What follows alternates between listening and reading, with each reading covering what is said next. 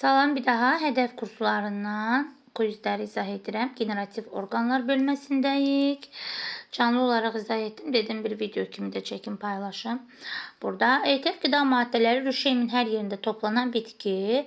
Siz bilirsiniz ki, ehtiyat qida maddələri rüşeyimin tumurcuqdan başqa hər yerində kökçü, köftəçi, yarpaqda toplanan ağ turp və quş əpbəyidir. Burada da ağ turpu vermişdi. İkinci, verilmiş bitkilərdən hansı saplaqsız çiçəklərə malikdir? Siz bilirsiniz ki, sadə sümbül, mürəkkəb sümbül ya saplaq çox qısadır, ya da ümumiyyətlə saplaq yoxdur. Amma mürəkkəb çiçəklərdə astradır, günəbaxandır. Yəni bunlarda səbətdir. Səbətdə də tamamilə saplaqsız oturaq çiçəklər yerləşmiş olur. Cavab oldu C bəndi. Çiçəkləri səbət çiçək qrupuna aiddir. Günəbaxan mürəkkəb çiçəklər fəsiləsidir. Çiçəkləri də səbət çiçək qrupundadır. Soğanda sadə çətir, armudda qalxan, üzüm mürəkkəb salxım, noxudursa, deməli noxudda sadə salxım kimi də ola bilər. Amma yəni mürəkkəb çətir deyil. Bircinsi dişi çiçəklərdə olmaya bilməz. Yəni hökmən bircinsi dişi çiçəklərdə olmalıdır. Nə olmalıdır? Yumurtalıq. Yumurtalıq olmasa olmaz. Məsələn, çiçəkdə sütuncuq olmaya bilər. Məsəl üçün çovdarın, ləçək olmaya bilər, kasacıq olmaya bilər, erkəcik olmaya bilər. Amma dişicik, özü də dişidirsə mütləq olmalıdır. 5-ci suala baxırıq. Doğru bəndi göstərin. Şirəli meyvə və quru meyvə verilib. Kələm quru meyvədir. Alça şirəlidir. Quru meyvə xaşxaş quru meyvədir. Digər variantlara baxmağa ehtiyac görmürəm, çünki doğru variantı müəyyən etdik. Baxırıq 6-cıya.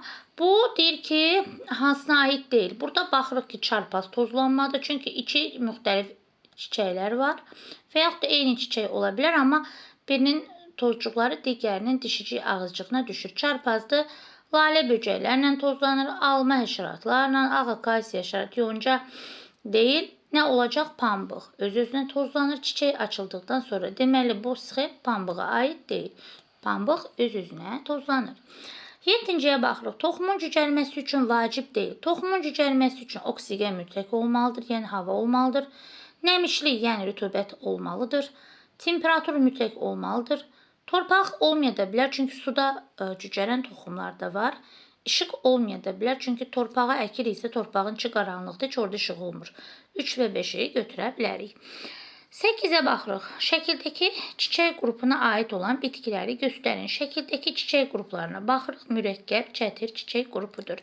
Mürəkkəb çətir çiçək qrupuna da aid olan bitkilər şüyüdlə cəfəri olacaq. Digər variantları çıxdaş edə bilərik. Məsələn, alma sadə çətir. Çıxdaş edin. Buğdanı çıxdaş edin. Mürəkkəb sümbüldür.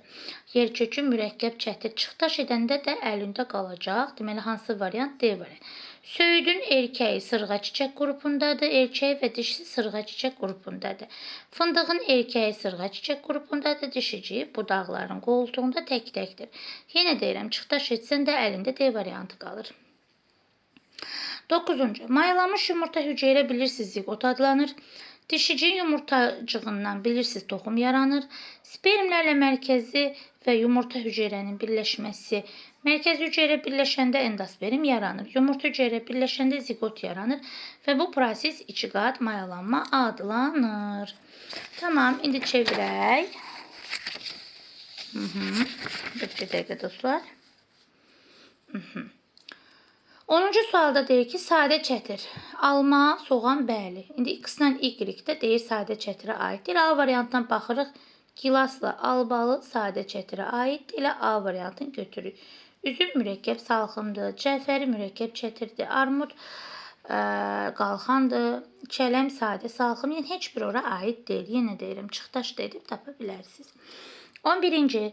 Verilmiş bitkilərdən hansılar sadə salxım çiçək qrupuna aiddir? Sadə salxıma aiddir.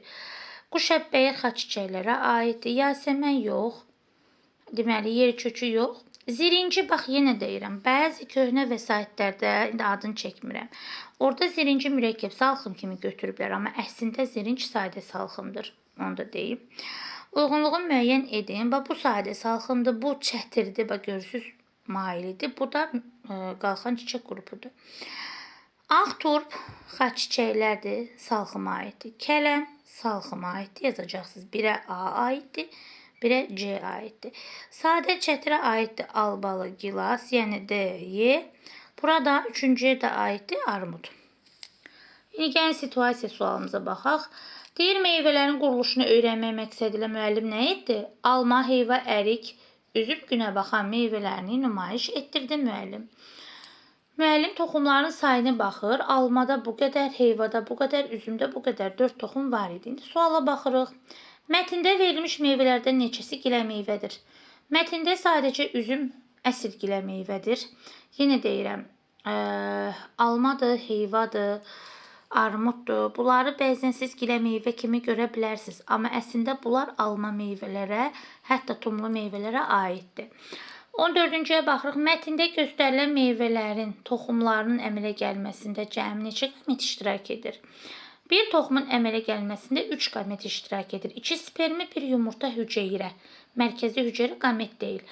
Gəlin toxumları sayaq. Almada 12, heyvada 8, topladıq 20, üzümdə 4, 24. Ərik bir toxumludur. 25, günə baxan bir toxumlu quru meyvədir. 26. 26 toxumun bir toxumda 3 qamət iştirak edirsə 26-da x. 26-nı vurursan 3-ə. Tapdın qamətlərin sayını. İndi bura baxırıq. Verilmiş şəkil mətndə hansı bitkinin çiçək qrupuna uyğundur? Baxın, mətndə olan çiçək qrupu mürəkkəb salxımdır. Daha burada verilən mürəkkəb salxımdır. Mətndə də baxaq görək üzümə uyğundur da. Heyva tək-təkdir, ərik təkdir. Günə baxan səbətdədir. Alma sadə çətirdir. Bir dənə əlimizdə qaldı nə? Üzüm. Üzüm mürəkkəb salxımdır. Dinlədiyiniz və izlədiyiniz üçün təşəkkür edirəm. Yenə deyirəm, canlıda izah edirəm. Qısa olsun deyə sizə də izah etdim ki, səhifəmdə də olsun. Gecəniz xeyir, Allah'a emanet.